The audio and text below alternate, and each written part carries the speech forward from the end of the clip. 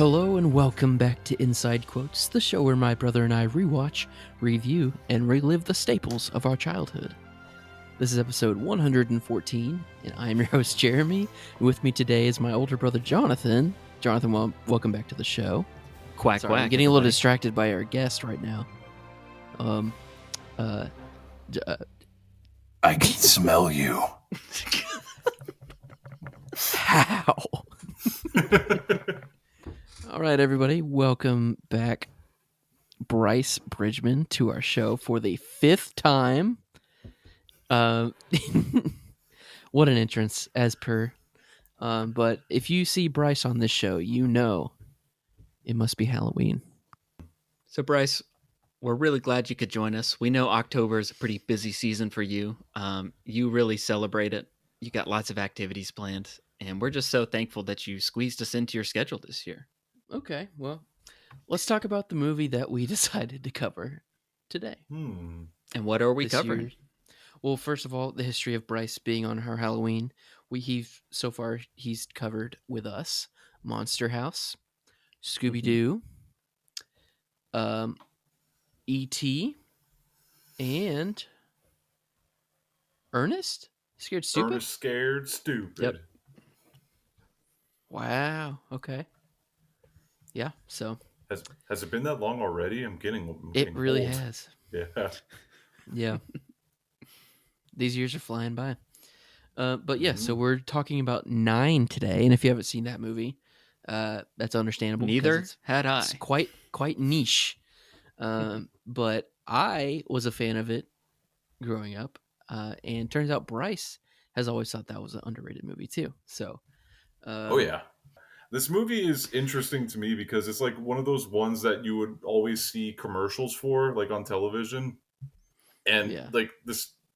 It wasn't one of like the like major studios that did this one, was it? It's not like this is Disney or DreamWorks or anything. Right. I always thought this was a Yeah. Tim Burton film, but it's not. He had a hand in it, but it's actually it was made by Shane Acker, who was sort of like a protege to Tim Burton.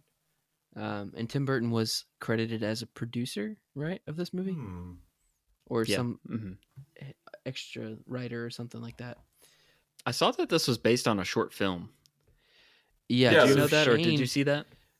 Yeah, there's in 2005. Yeah, 2005 is like a little like a 11-minute or so like short film. It was sort of the they went the Saw route and presented sort of like a thesis, and then the company said, "Oh, hey, let's make that into a movie. That'll work." And lo and behold, pretty good. They decided to create the most terrifying level of Little Big Planet I've ever seen in my life. For all the gamers in the audience, that's going to be really funny. There's a video game. Okay, by the way, this movie seems like a video game more than anything. It feels more like a video game than a movie to me. Is it because sometimes the characters would look like a PlayStation 1 cutscene? Yeah. I thought it looked pretty good. I wouldn't say PS1. It looks very smooth. I would say PS3 at the most, at the earliest. What I wanted to say was, I think I was about. Hang on, my math ain't math in here. Let me try to figure it out. I think I was like 12, I want to say, when this movie came out. Okay. And I didn't actually watch the movie until like sophomore year of college, I would say. Like, really? I was like, Okay. I was like, oh, that's a movie that exists. I should probably check that out. Gotcha. And yeah, no, I liked what I saw. I don't know if Rotten Tomatoes really agrees with me, but I thought it was pretty good. Yeah, what does Rotten Tomatoes say, actually? They weren't charitable. Let me look. Let me Okay. check. I saw like 57%. So Yikes. it was kind of mixed. It just- Like almost good, but not terrible. Yeah, Yeah. not great. Well, Let's have. I a don't know. look-see. I don't think, for some reason, I thought this was like 100% in my mind. But I had also not seen it since probably high school. Oh my gosh, guys, you're not going to believe It's been this. a long time. You're- What? You're not going to believe this. They gave it a 9. A 9%? It's a 57. Oh man, that would have been really funny. That would have been really funny.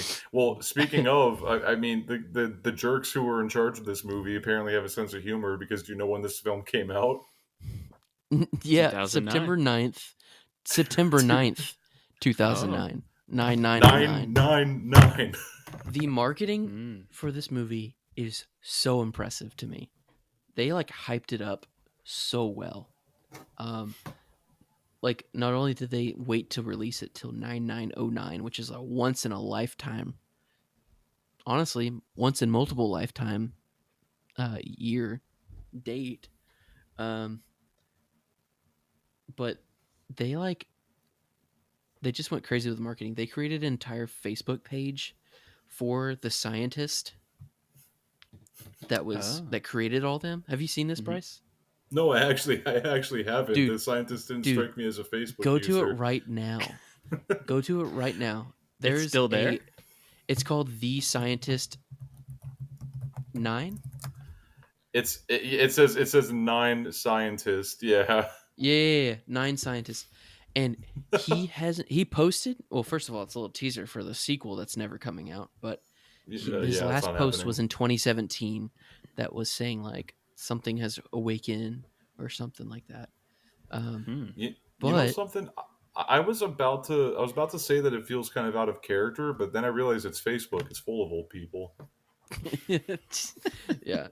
Well, anyways, his page is like you scroll all the way down to like April of 2009, and he treated his Facebook page as um it's like a blend between the viewers, like it's our real life, and he's just posting like he's part of the movie. He's posting like his plans and his scientific like breakthroughs and stuff. There's like 100 different posts, and then he goes through like his journals, his scientific journals of like when he creates each different character, and he said like 6. Oh, that one took a lot out of me, and he has like diagrams and stuff of what he's created. There's so much lore to this, and we got to. I mean, I didn't have a Facebook in 2009, but I wish I saw it because this is so incredibly cool. Um, I've never been so like impressed by a random marketing campaign for a movie. Yeah, it's like Blair Witch Project right there. They had doing a whole like Yeah. ARG and everything. So yeah, we'll link that Facebook page, and everybody should go like it because the more people that like it, the better we'll get us. The better chances we have of getting a sequel. Yeah. But I'm just sorry I didn't give this movie the proper respect at the time. I was too busy watching Coraline. What can I say? Which came out around the same time, right? Mm-hmm. It Same was a good year. year. It was a good year. I also read that this is like the 4th ever animated PG-13 movie. So most animated movies back then and today still are meant for kids, but these are meant for like 13-year-olds and up.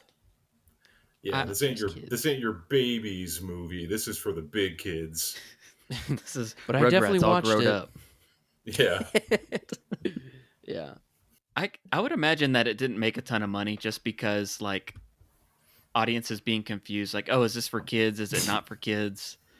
Yeah. I don't know. I feel like the general public, even though like animators push for like animation to be a genre and not, or an art form, a medium, not a genre, so to speak. I feel like it's really hard to get people to go see movies like this. Yeah. And I didn't go see it. So It took it. The budget was like 30 million, and it only made like 48. So it made its money back, but Not much. not enough to make another one, which I don't understand. This is such one like an ambiguous ending, which we're talking about it in the wrong order for sure. But Bryce, why don't you just give everybody like an overview of what this movie is? Because like I feel like a lot of people have not seen this movie at all. Horcruxes. Effectively, yeah. It's like your classic. It was in vogue at the time to have just an absolutely like war torn post apocalyptic Earth, mankind at the foot of their own hubris, destroying the beauty of God's creation, and the machines try to take over. Sarah Connor, that kind of thing. And Yeah. in the last desperate attempt to preserve human life, a scientist decides to. I do not know how he did this, but a scientist figured out how to take his soul out of his body, fragments at a time, and put them into little raggedy doll automaton things. And technically, what the main characters that we see that we follow in the film are the last the last remnants of what mankind once was. Uh, I don't know if they have much hope of rebuilding because these things are like 3 inches tall, but they certainly exist and they certainly survive I, against. Well, we'll get to that in a little bit. yeah. Life finds a way. Life does find a way, even Life. if humans are extinct. Well, I feel like this movie is a good mixture. If we're talking vibes here, it's a cross between Toy Story, Honey, I Shrunk the Kids, and Dune, or maybe like the weirdest slash coolest Star Wars, Clone Wars, random arc series. Could A see little that. dash of War of the Worlds.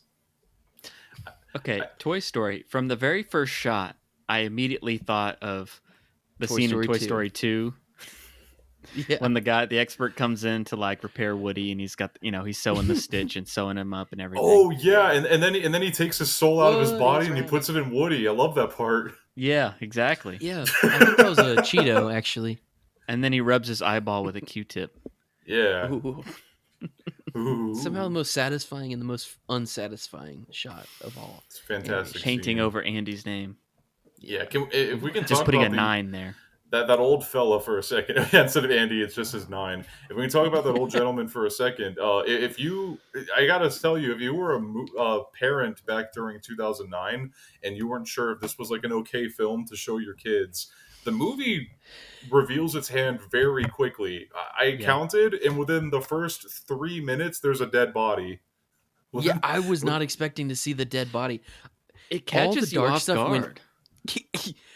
all the even at the end of the movie where he goes back, you could see he's decayed a little bit. Yeah. Anyways, And- I did not. All that dark stuff went over my head as a kid or as a teenager. Like I didn't.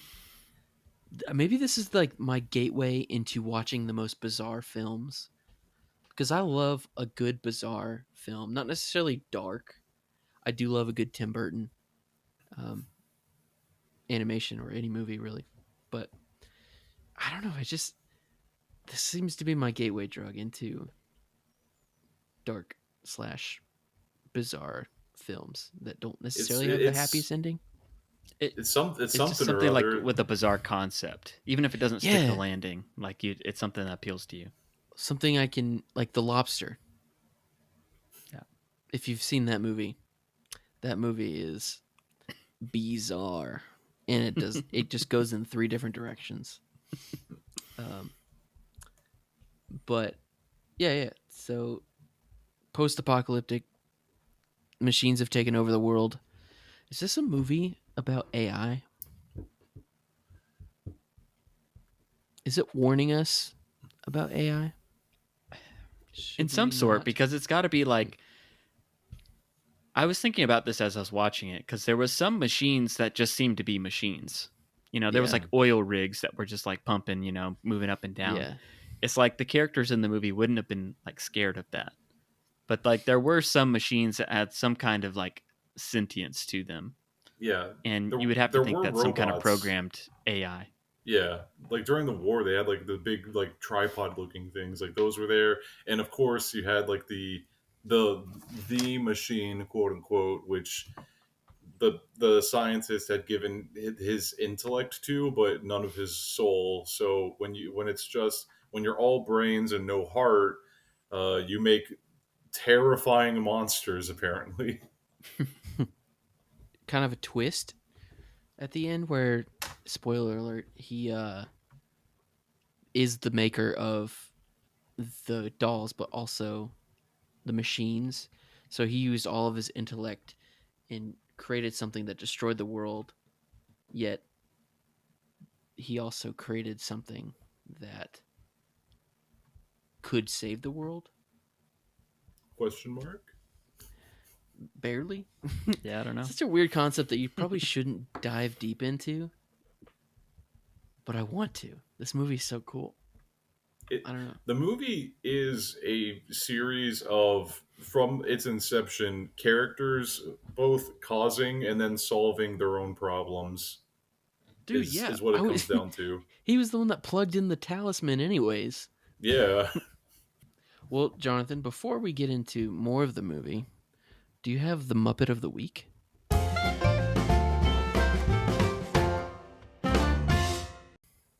I've got my trusty Muppet character encyclopedia. Listen up, everyone. One of the best Goodwill finds I've ever had.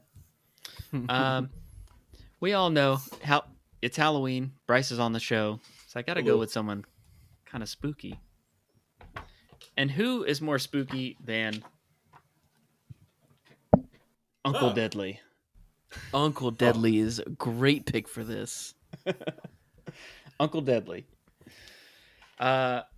His first appearance was on The Muppet Show 119. Special talents, haunting. Likes spooky sound effects. And dislikes critics. Much like myself. Only It's funny that he's compliments, right. Don't criticize me. That's really funny that he's right next to Stadler in the book. Or is it's that actually Waldorf? It's Waldorf, but Okay, I that is tell. funny. That I is a just good saw pairing an there. Uncle Deadly is a veteran actor who trod the boards of the Muppet Theater long ago. Hurt by a bad review, he hid in the recesses of the theater, emerging years later to haunt the Muppets as the Phantom of the Muppet Show. He later joined them as a resident spooky creature. If he's there, you might as well give him a job. I mean, I joined you guys as a resident spooky creature. I can relate to this character. Hey. Yes. But yes, Uncle Deadly, Muppet of the Week here on Inside Quotes. All right. If you didn't know him before, you do now. Dude, okay, so are there any good inside quotes from this? I mean, as far as us like quoting, I would No say inside no. quotes, but are there But, any good you know, quotes like- that potentially could be? Well, there was one line that I liked. It was I think Five said it, the John C. Reilly character. He said something about like, "Oh, you're a lot like two. Like you forget that you're supposed to be afraid," or something like that. Like, You always forget that you're supposed to be afraid. yeah. Yeah. Yeah. Oh, what was the other? There was another line, something that one said to the group. He's like, "Subjugate them." And they're like, "What? What are you talking about?" Subjugate them. But apart from that, take away yeah. their belongings. oh, okay. That was like the one joke of the movie. Yeah, like, there's not a lot of confused. jokes, and of course they had to give that to John C. Reilly. Yeah. Well, that's not. Yeah. Okay, you know, you're just like him. You forget to remember to be scared. That's what the quote yeah. was. Yeah. Forget to remember to be scared. And you know Forget to what? remember. Sometimes fear is the appropriate response. Yep. Oh, you know what I liked? I liked same character, number 5. He says, you know, actually, I don't mind having one eye. It's easier for me. It allows me to concentrate on just one thing at a time, you know? But anyways, okay, so cast. I have to say that it was really brave of Elijah Wood to play the chosen one in a war-torn world. I've never seen him do it before. You know what's actually really interesting about that is that he actually has a tattoo on his I guess leg, his thigh, that says the number 9 on it. Really? Yeah. I actually didn't know that. Yep. Just because of this movie. I mean, I didn't know it meant that much to him, but I mean, I like this movie a whole lot, and the casting is like immaculate. Like every single character is performed like it's like, yeah, that is what that character should sound or act like. It's Yeah. a really good lineup that they got for this one. I feel like a lot of people thought that John C. Reilly was a weird pick for that character for number 5, but I liked it a lot. He did good. I liked it Yeah. too. John C. Reilly's a good actor, though. He really Like, is, and he he's can really sing. He's a good singer. He's underrated for sure. Yeah. Also, I think that joke went over both y'all's heads. Maybe No, I the got number it. 9 tattoo. I don't know why, but I'm pretty sure the whole rest of the cast of Lord of the Rings got the same tattoo of number 9 because there's 9 of them. I guess I figured Bryce would catch on to that. But Oh no, sorry, that was too obscure for even me. So it just happened to be he has a tattoo of 9, the number 9. Just happy on his body. coincidence. And I like to think it's funny because That's probably why he got He this loves role, this because movie when so he came in for the audition, they were like, "All right, so tell us, like, why should we pick you to play this character?" And he's like, "You want to see how dedicated I am?" Shows them his calf tattoo. It's like, you see that? That's what I thought.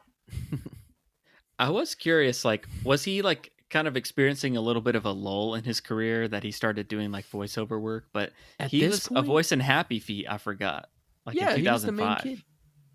Yeah, so I don't really remember not that like- movie very much. I mean, he might have had a lull in work, but not money. I'm sure he's set after those. Yeah, no, Lord of the he's Rings going to movies. keep on getting that he's going to keep getting that Frodo bag for as long as he's alive.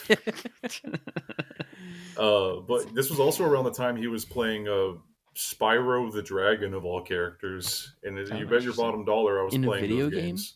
Yeah, He played Spyro? yeah, he was the chosen one in those games too. That's crazy. Typecast. He likes playing them chosen ones. Okay, well, we've got Jennifer Connelly playing number 7. What was she in? I think one of her first movies was Labyrinth. That was an early Jim Henson Okay. movie. She but was in Inkheart, fun fact. A Beautiful Mind. So we I think might she was watch in that. Hmm. Okay. Yeah. But she wasn't in too many staples, I would say. Yeah. The close. Oh, Jonathan, you say that, but she was also in The Rocketeer. So it's one of your and favorite that's movies of all I time. would say I do love that movie. I didn't watch it as a kid, so that one's an honorary staple. I That's did okay. forget about that. She was in that. You Forgot didn't about watch that. this movie until today. 2 hours ago. You can't use that. Okay, so Oh, she I also plays the remember- suit lady in Spider-Man: Homecoming. the Interesting. suit lady. Like I don't even the know who voice that is is. Siri, is suit Siri, Karen. Oh, okay. Um, The Lady Jarvis. yeah. Yeah, I remember, Jeremy, you watching this as a kid. Like, you got it from the library or something like that. Yeah. And- This but is a I- definite library pick. I feel like I walked in and you were like watching it, and I watched a few scenes, but I didn't. I was like, and I didn't like hate. I didn't hate it or anything. I just like, I'm not that interested in this. Maybe I'll come back to it. It's also But hard today to know was the what's day. going on, Yeah. even when you're watching it in order. Abby was, my wife was, studying, and she was not really paying attention to it, but she was like, I'm not really paying attention to this too much, but I have no idea what's going on in this movie. I would say though, from watching it the first time, and I know we're getting away from the characters, we can get back to that. Yeah. But like, I was pretty hooked into it from the start. Like, I thought it did a good job of like captivating my interest and Yeah. like just getting straight into the story. And like every time it introduced a new character, I was following it. So Yeah. and I thought the animation was really good. So I mean, from the get go, I was like, okay, I can vibe with this, even though it I doesn't think- seem like it'd be something I like. I think what's really good with that is that we don't see all 9 characters on the screen at the same time. They all trickle in as they come, and sometimes they go. Yeah, we get a little like Spoiler. time to be introduced to each of them, and they're all like really distinct. Like they have Yeah. their own designs, their own personalities. Yeah. They're fantastic like character design as well. I really like Six's Yeah. design, where he's like this. He looks like an asylum patient. He's got like that He's the key around zebra. his neck. Yeah. He's got like a striped cloth. And it's And like he's one of my favorite. quote unquote crazy.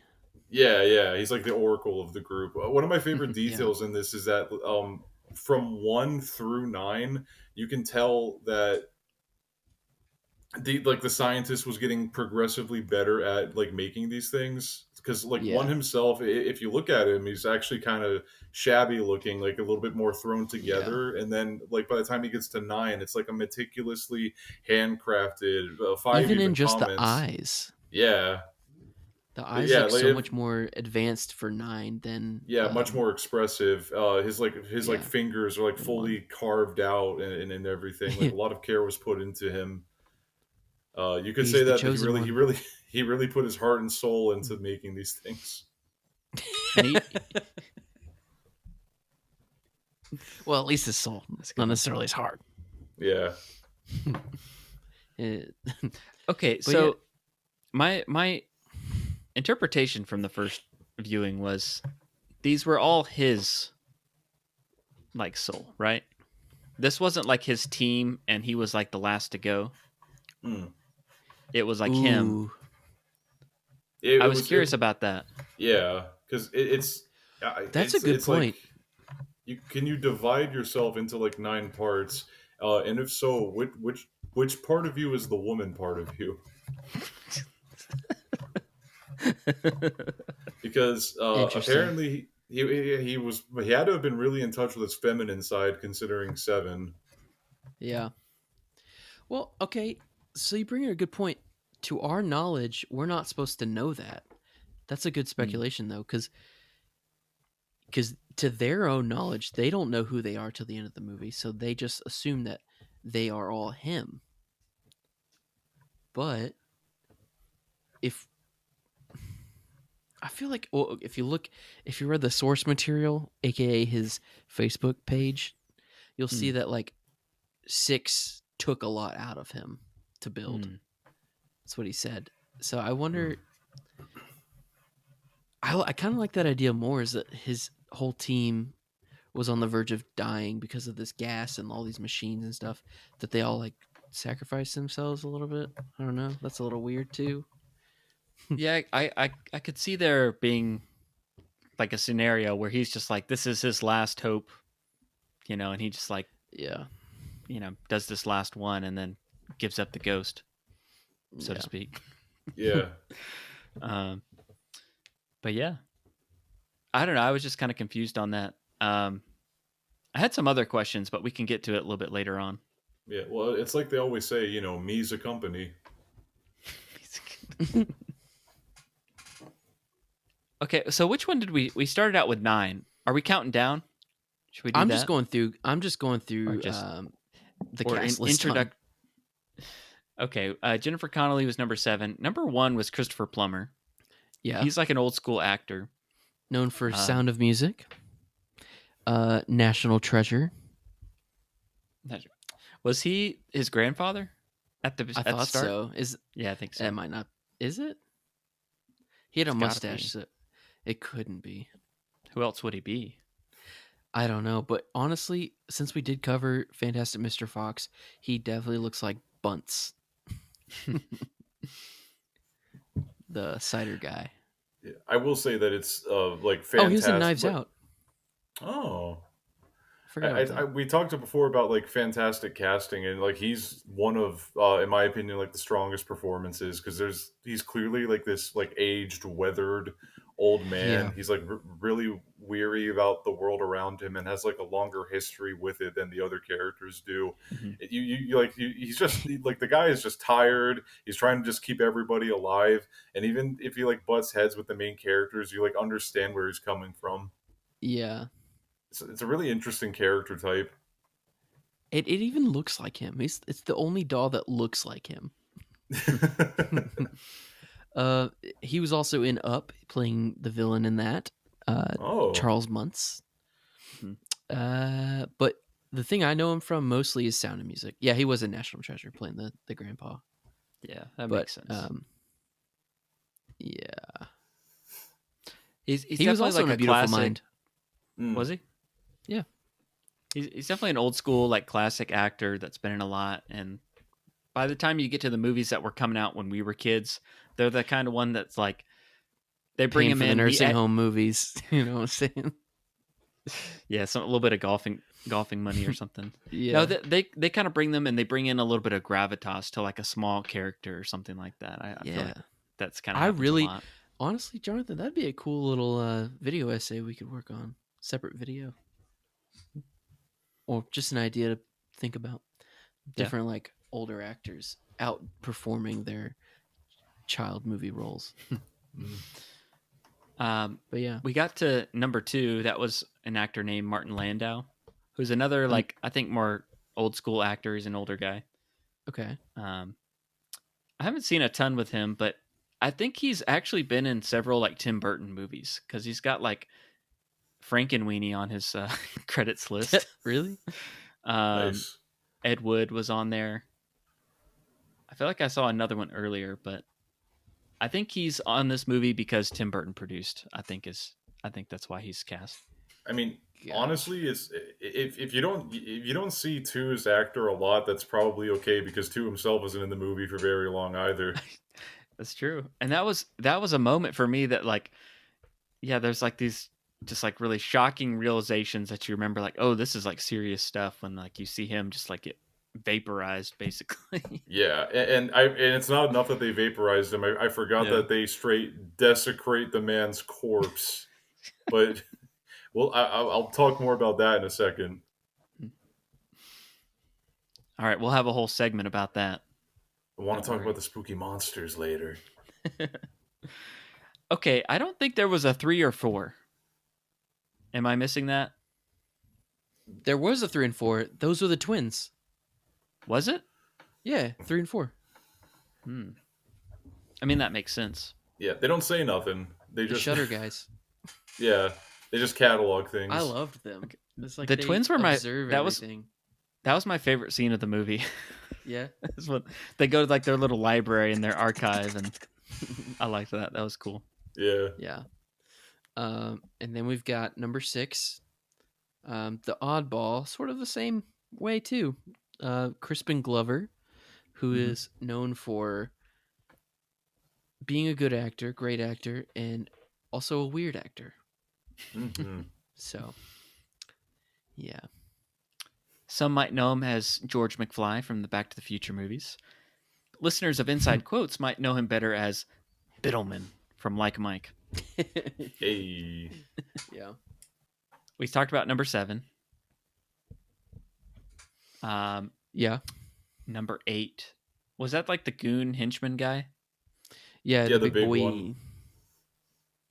He was funny. I don't know what was going on with that magnet. Okay. That was that was a funny scene.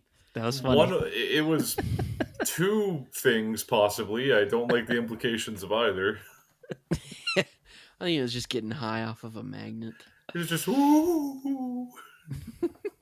I do love that the scientist, like, he's nearing the end of his rope, and he just decides, you know what, I'm going to make this one an absolute unit. Like, the other ones were small. A little extra stuffing today. Yeah, this is the big one. This is the one that's going to look like friggin' Oogie Boogie, like, juiced up or something. Yeah. Okay, so this is probably the most fascinating part of the cast list, to me at least, because the last person that we need to note about is the scientist, and the guy who played the scientist is...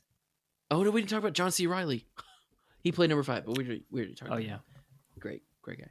But the guy who played the scientist is named Alan Oppenheimer, and he's actually the third cousin of Robert Oppenheimer, the guy who invented the atomic bomb. Interesting. Whoa. So he kind of played the guy that destroyed the guy who's started a war and like destroyed the world. Was the cousin of the guy that really did that. That is really crazy. Cool. Really I saw that name and I was confused. Like I didn't know if that was the character's name, but I was like, no, he's just credited as the scientist. Like that's the actor's name on Oppenheimer. If it was the character's name, I feel like that'd be a little bit too on the nose. And it's like, yeah, that's saying something too, because the writing of this film can be, it can be pretty cliche at times. The characters say things you expect them to a lot, but It's not Yeah. bad, but just predictable here and there. Well, this guy is also he's known for being an actor. They just didn't pull him because he was the cousin. Although that was Right, yeah. a main reason. He's most known for Chippendale Rescue Rangers 2022. Just kidding. But he is in that. And he was also in Westworld. Surprisingly enough, he was not in Oppenheimer. A little too close, hit too close to home, I guess. But that's funny. Well, yeah. He is 94 years as of this writing, so. Okay. Holy well, he's moly. still alive. He didn't have to be Oppenheimer in the movie. He could just be there. he could play Oppenheimer's cousin. He could be there at the end when it flash forwards to, like Matt Damon at the end of Saving Private Ryan when he turns into the old man. Yeah. I didn't see Oppenheimer, so I don't know how it ends. Should we tell him?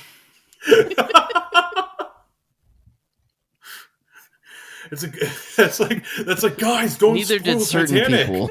Don't spoil Titanic for me, guys.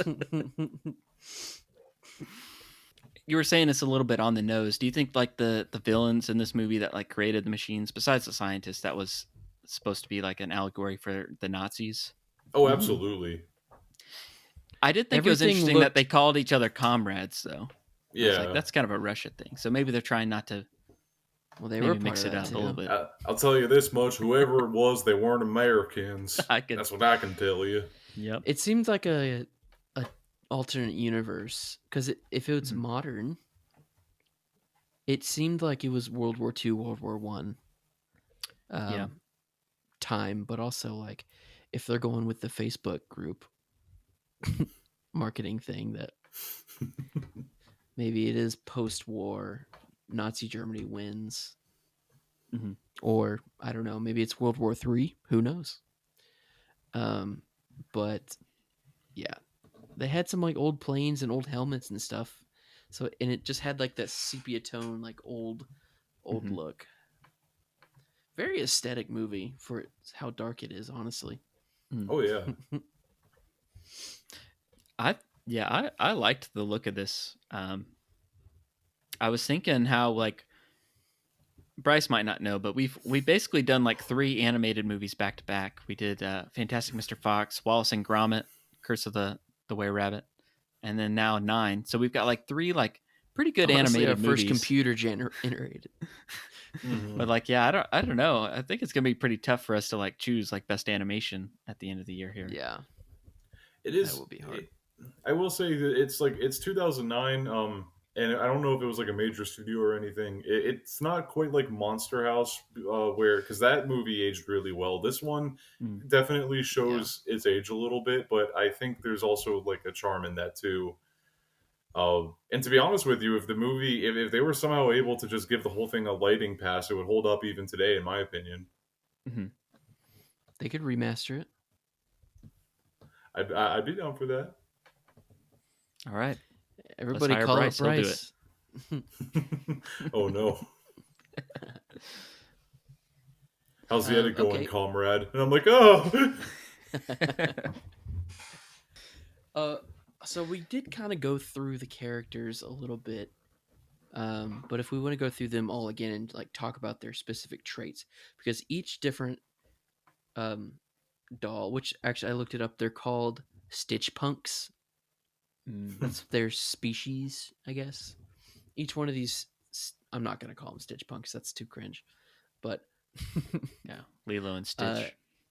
Yeah. Each one of these beings, each number people, they each have their own little characteristics that like add to the group or take away from the group, but they all have something to show, and they're all a little bit different. And they're supposed to be 9 different parts of the scientist, his being and his soul. So I guess we can just go through all of them. And number 1, obviously we talked about sort of like the safety and security, like risk averse, driven by fear, and experience. Really I likes actually capes. really likes capes. You owe me a cape. Hey, there's a quote. That's another one. That's my second favorite cape quote from an animated movie. First one is, "No capes." I actually looked.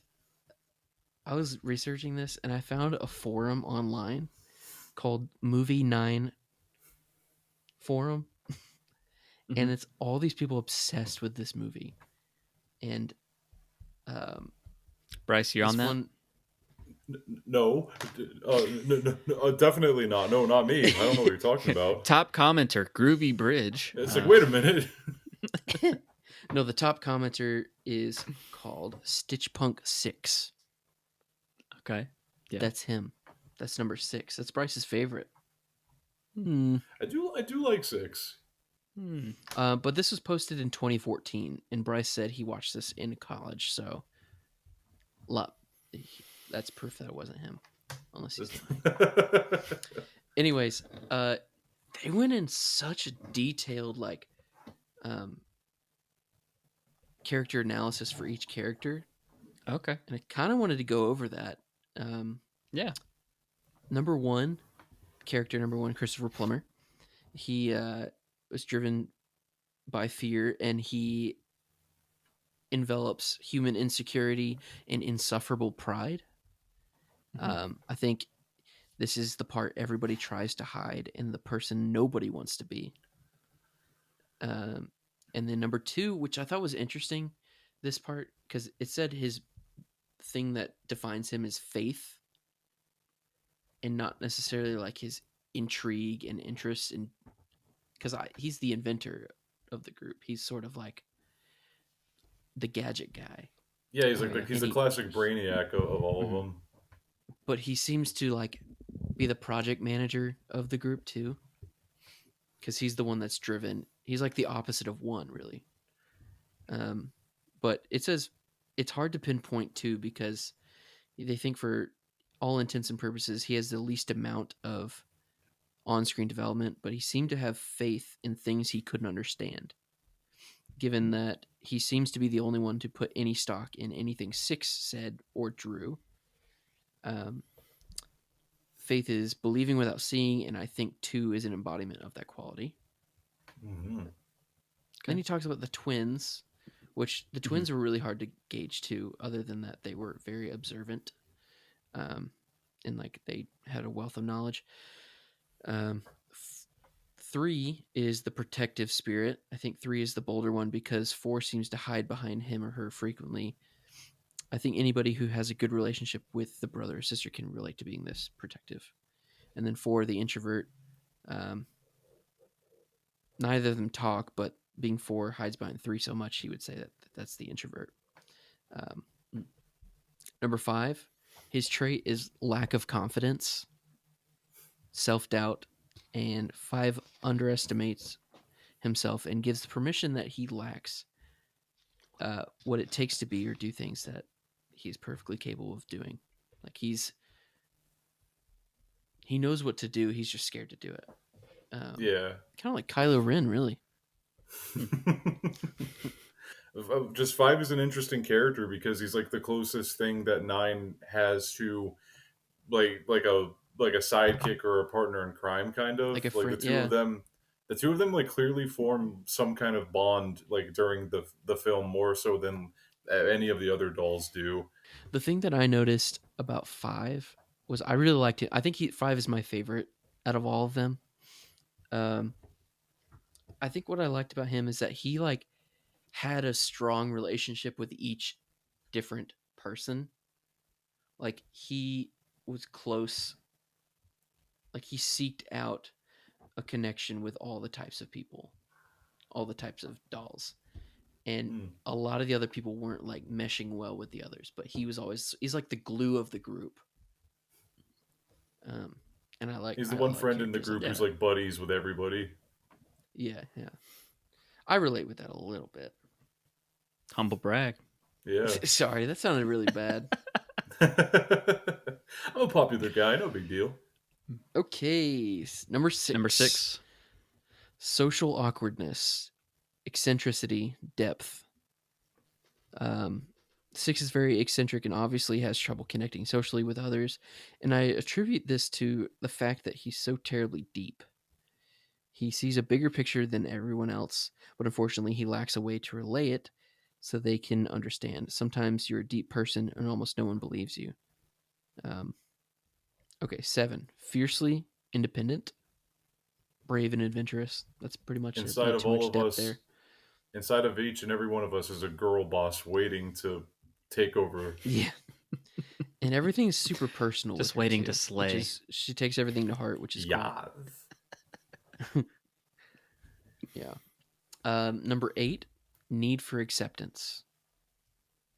So he's kind of just a big doof, but he pals around with one because he wants to be accepted, and it's pretty evident that the others are intimidated by his size and brawn. Um, a lot of people want to be accepted for who they are, and it's hard to find accepting friends these days. Mm-hmm. Number 9, Yeah, at the end of the world. at the end of the world these days. It's hard to number find 9, good friends these days. There's only like a couple of us. The rest are like skeleton robot cats or snakes. Yeah. Number 9, the need for something more. 9 was always looking for answers, better ways of doing things, genuinely curious. I think that's something born in every human being as well. I think that's like a cool part of the best part of his soul, I guess. Mm-hmm. Also, apparently, there's the same person at the end of their paragraph said a bit off topic, but I thought I'd add it in just for kicks. I'm a Christian, so when I really got into this movie, I started relating it to being a Christian. The way that Stitch Punks each had a piece of the scientist's soul, or the only trace of humanity, kind of reminds me of how each Christian is supposed to be a piece of God to the rest of the world. Just just my perspective on the film and its characters. Hmm. This is a little popcorn theology over here. Yeah, A interesting. little bit. I don't know who that is, but if you know who you are. If you're listening to this, thank you for that. And Stitch Punk 6 on this random forum from 2014. So It was beautiful. I want to talk about the scary monsters. Okay, let's get to that. Let's talk about the monsters. Well, first of all, I said number 5 was my favorite. What are y'all's favorite numbers? Number doll things, Stitch Punks. I'll go with the twins. You like the twins? You have to I pick like them. one. No, they're the same person. Just kidding. I couldn't tell you who's 3 and who's 4. Okay, I don't know if you could see my marquee board of the episode, but I just put numbers up there. I did see that. But I did 1, 2, and 3 and 4 together. Oh. 5, 6, 7, 8, 9. I just thought that was a fun little detail if nobody caught on to that. Okay, Bryce, who's your favorite ragdoll? You know, as we've been talking about it, I definitely think I'm gonna have to go with 6 on this one. He's really relatable, and not because I think I'm deep. I just like making pretty pictures. But Bryce, what is your favorite monster? Yeah, let's talk about these monsters, Bryce. Well, I'll tell you my favorite, but I want to talk about them a little bit first. Okay. Okay. You have the floor. Okay, because the creature design in this movie, the creature design in this movie is it's really unique. It's really cool. Kind of like how the main characters are like sort of stitched together. The villains are as well, because like the first thing that we run into is like this weird cyborg like skeleton, like what is it, like a cat or a dog, like a small animal. It looks like these animals are taking these robots machines are taking over like skeletons of dead creatures. Like that looks they're like taking a cat skull, whatever they can to integrate into themselves and like make a body out of in order to perform certain tasks. So gross. So we start off with like this thing that's using like the skeleton, like the beast, like prowling around.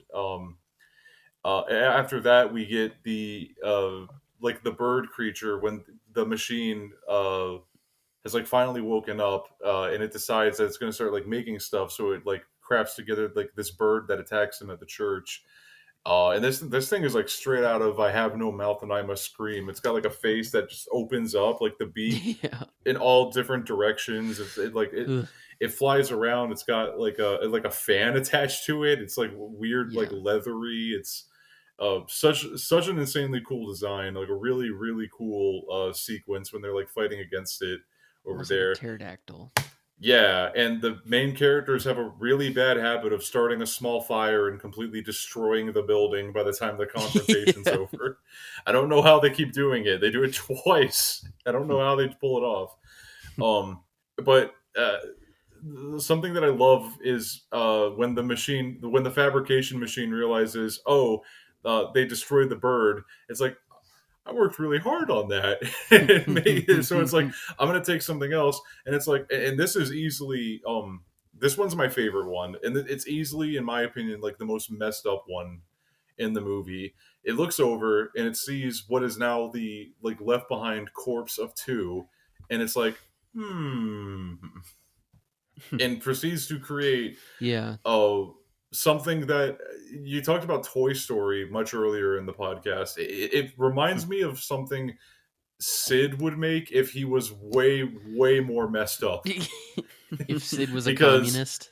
yeah, if he was if he was like really twisted, because he like it forms together my understanding, it's called the seamstress, and it this gigantic hooded cobra creature with a doll head, Ugh. and the corpse of two attached to the end of its tail, which it uses to hypnotize the other Stitch punks in order to subdue them, and then quickly sew thread through their bodies in order to like tie them up, put it inside of itself, and bring them back to the machine. Terrifying. Like it's It's such a so cool ugh.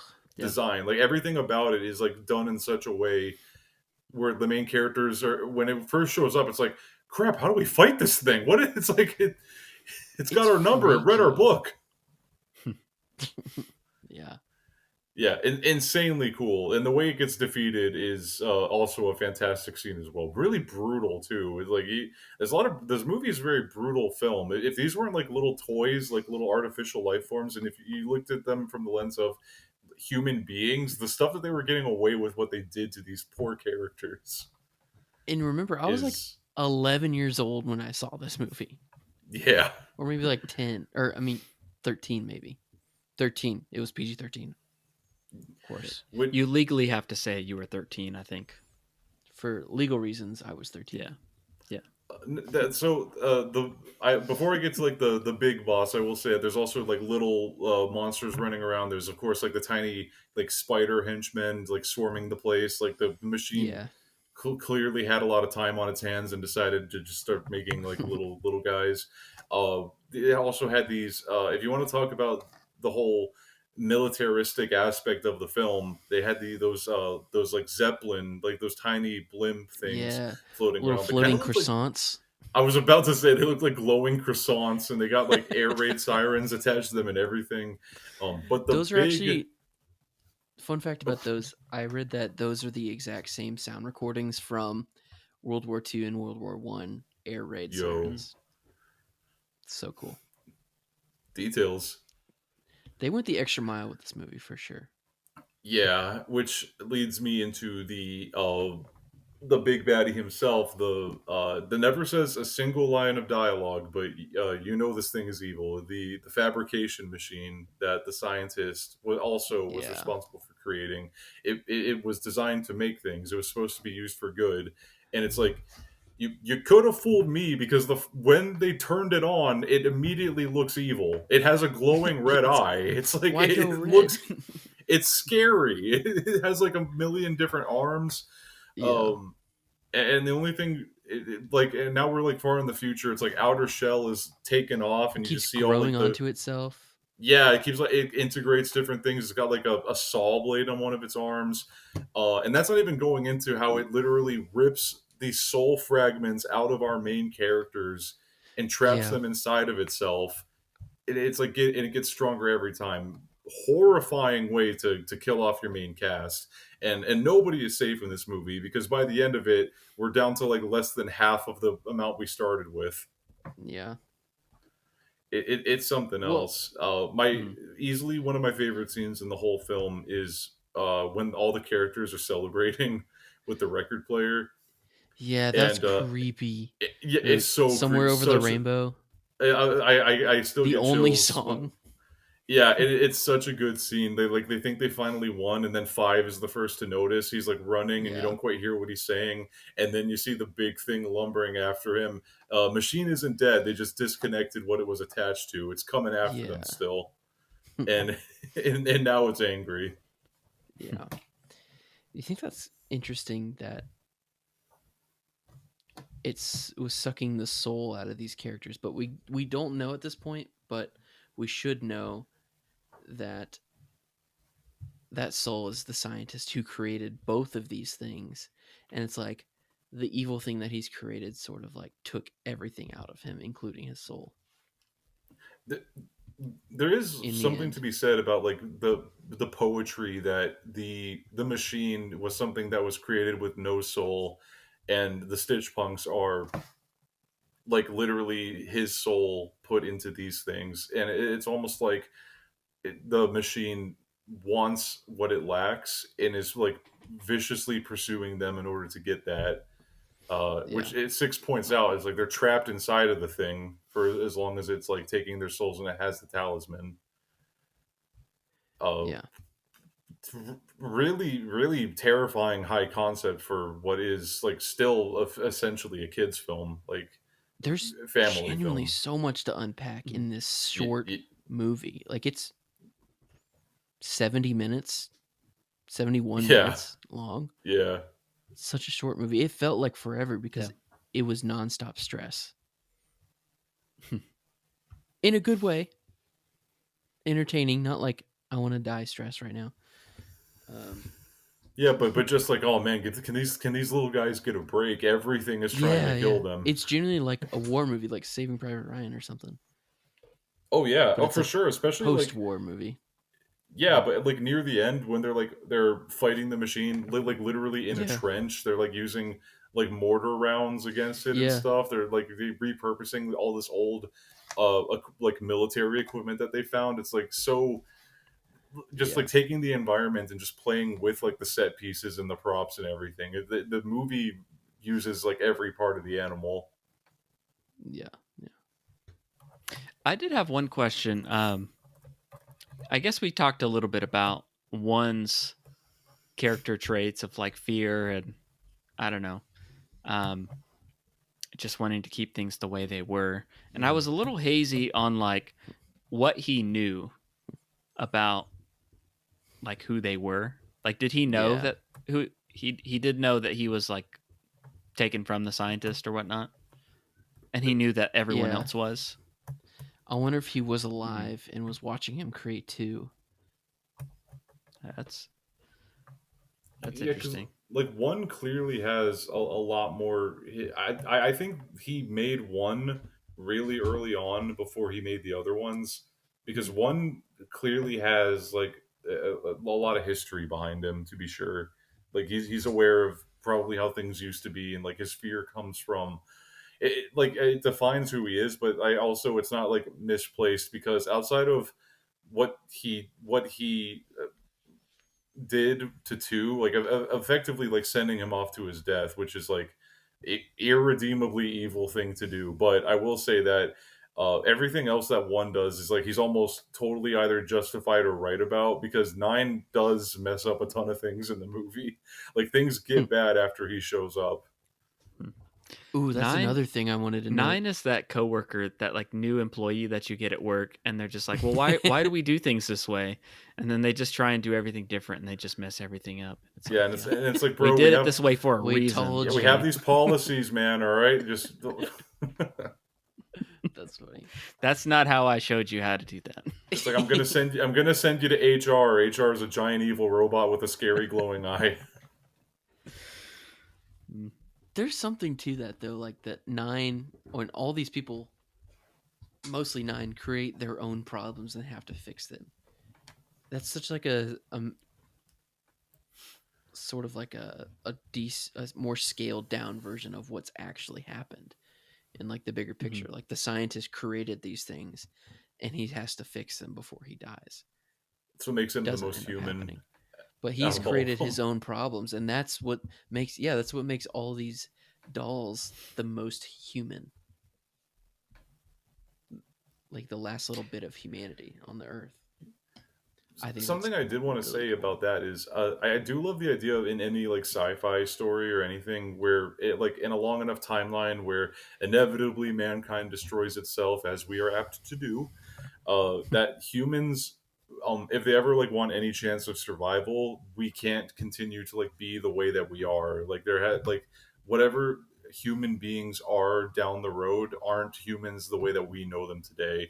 Like maybe they get integrated into a computer, or maybe like something else crazy happens, or we become little uh, stitch mutant creatures. But it's just I find the idea of that like really fascinating, that it just no longer becomes possible for us to just be these big fleshy meaty uh, things.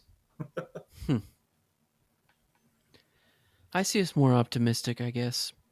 I see being scared of AI taking over and all these machines taking over and turning on us.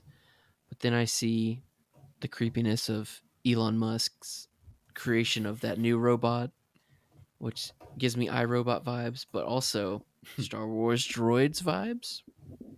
So it could go either way. It could end the world or like create a whole cool one. It really begs the question: is if we've seen enough sci-fi? Yeah. Yeah. Basically, I don't want to die until Elon Musk comes out with a lightsaber. Mm.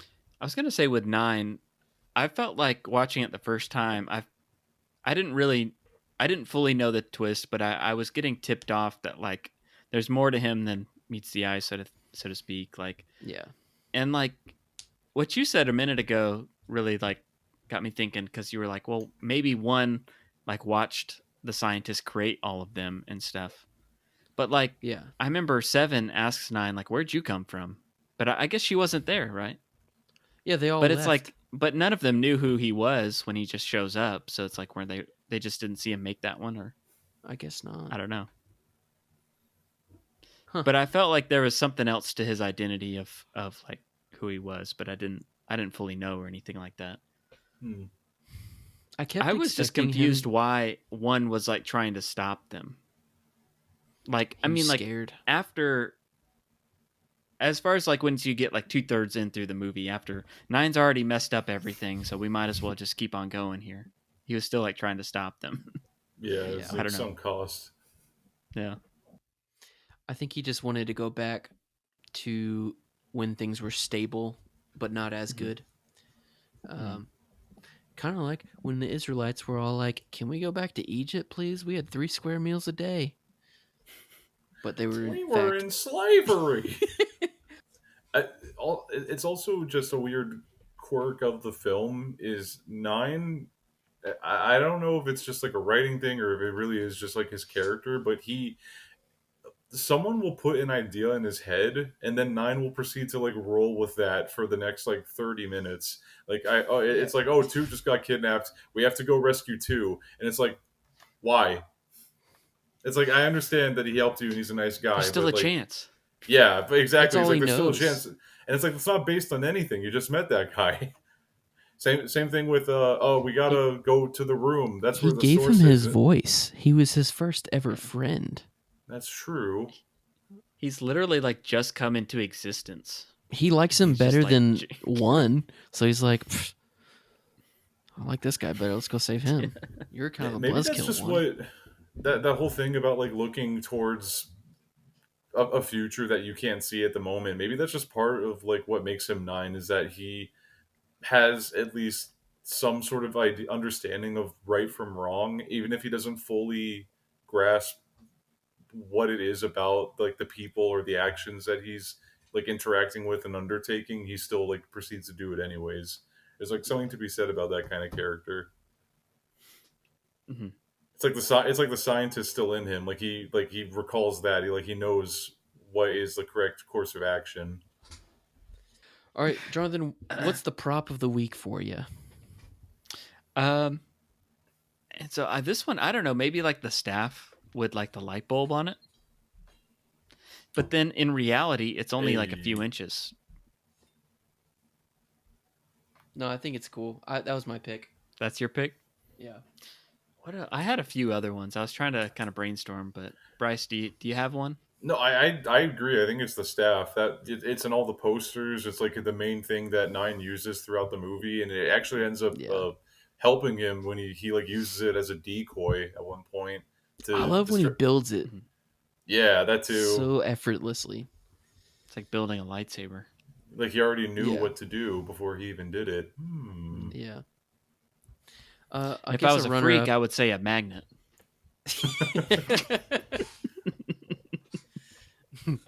I guess a runner-up would be the talisman, like the little.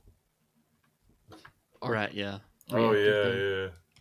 That'd be cool. But that was too obvious. I think the light bulb staff was the coolest. But yeah, there's no cinematic eats for this, so we'll move on. There's no food in this movie. There's not a single morsel in this movie. Not even a morsel. No, but I will tell you this much. We'll call 8 the morsel because he got eaten. Yeah, what I was gonna say is if you want any kind of like food at all while you're watching this film, I recommend some soul food. That would probably. Hey. Okay. All right. Well, let's get into Letterboxd ratings, I guess. Okay. Are you familiar with Letterboxd? No. Okay. I know that it's like I know it's out of 5, but it just I really wish it was out of 10 because then I could give it a 9. Well, you can give it a 4.5 out of 10. Or you know what? I think I'll do just that. I think I'm gonna much like the scientists. I'm gonna take this rating and I'm gonna split it a little bit. It's gonna be a 4.5. Okay, Jonathan. So this was my first time watching this one. So I didn't grow up with it. I don't have the nostalgia factor on this one. So this is just going on. Did I enjoy watching it, etc.? Was it a good time? And I went 3.5. Like I did like it. Okay. This one, it didn't like change my life or anything, but I did think I was pretty quickly into the story, into the characters. I liked what they were doing. This has kind of been a back burner for me just because Jeremy has talked about it for a long time. Yeah. And actually, that's a pretty cool movie. Like you should watch it. So I was glad to watch it, and yeah, it was pretty good. Like I'd watch it again for sure. So, but I went with 3.5 on this one. At one point, I would have said this is a 5 just because I wanted to sound unique and like, oh, I'm a film guy. Have you seen 9? It's actually pretty good. Yeah, it's like I don't know if you heard of it before. It's a little bit of an underrated gem. But, yeah. I'm giving it a 4.5 as well, Bryce. It is like the more I watched it, it did drag on a lot for it being a 70-minute movie. But there's just so much to dive into it. It's a movie that really makes you think, and with like not necessarily any costs to it because it's not really reality. But it's a cool thought experiment. It's really bizarre. I like the bizarre movies, and it has a lot of heart to it. And weirdly, a lot of hope in a hopeless world. I think that's really cool. Yeah. A lot of themes in this is really interesting. It speaks to me, yeah. Yeah, I was going to say it speaks to like something that is a constant throughout like a lot of different stories and literature over the years is just the indomitable human spirit. In this case, very literally. Yeah. It's one of the most unique movies I've ever seen. And our friend Kyle gave it a 1.5 stars, which means it's probably a good movie.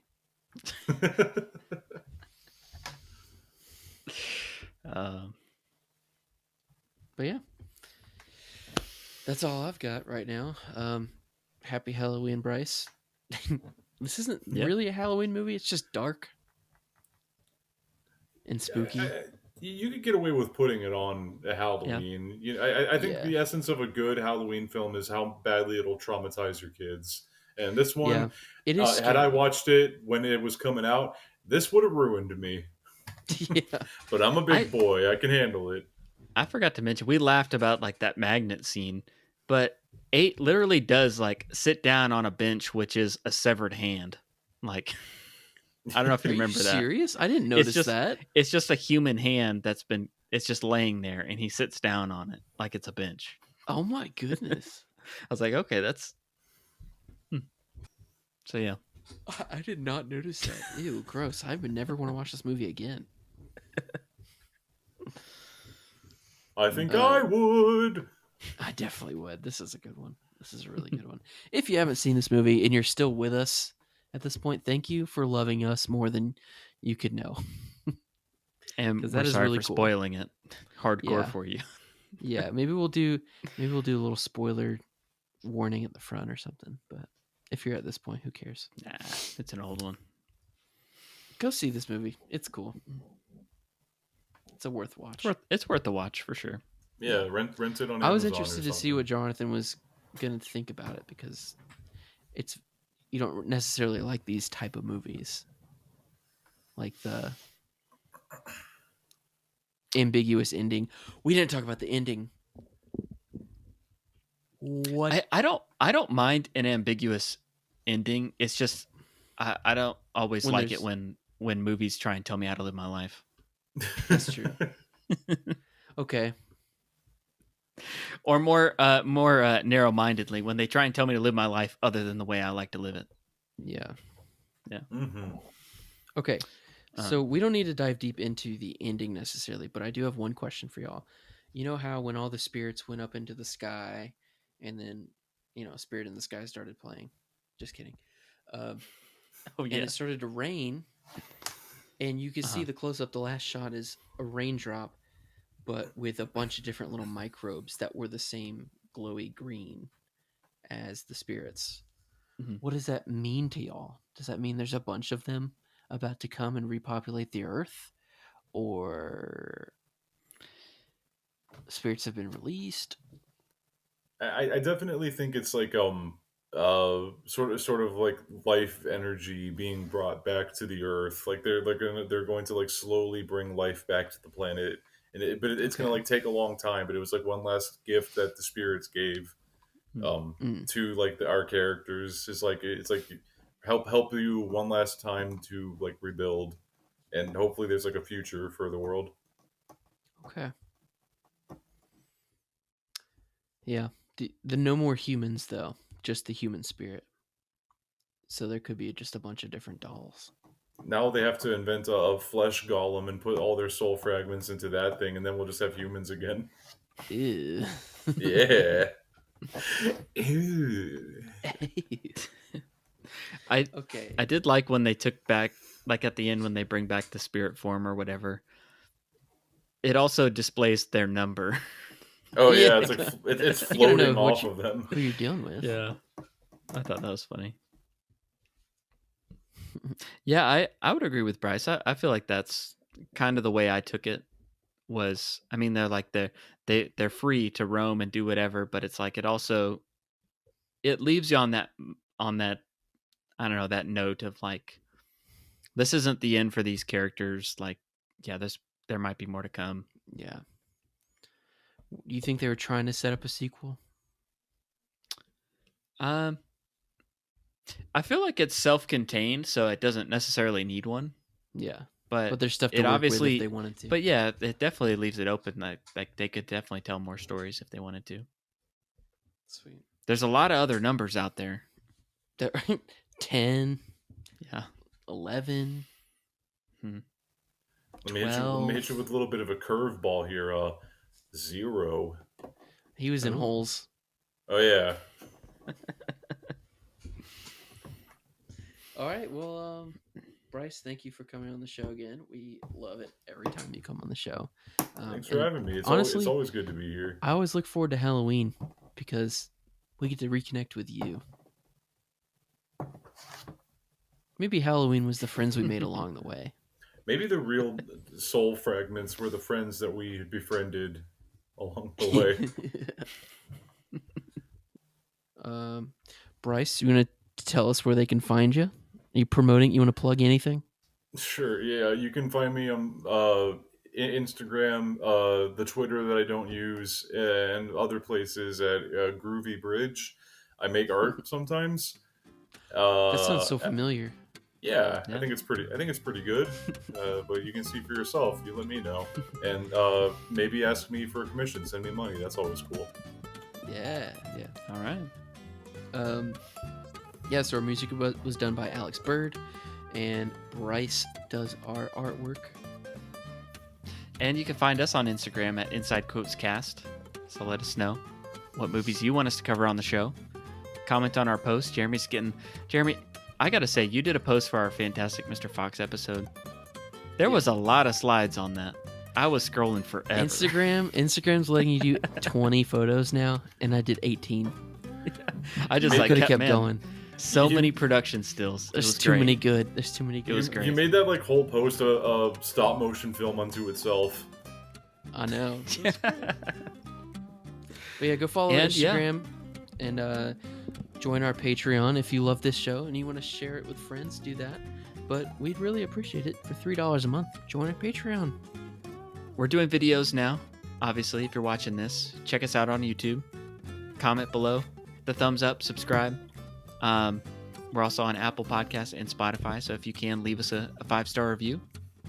And if you do, we'll get you a good magnet treatment. Oh boy, hot dog. But yeah, thanks for listening, everybody. We really appreciate it. Thanks again to Bryce for coming on the show. Thanks for being a staple. Thank you for being Do you have any closing quotes, Jeremy? No, just happy Halloween. And you owe me a cape.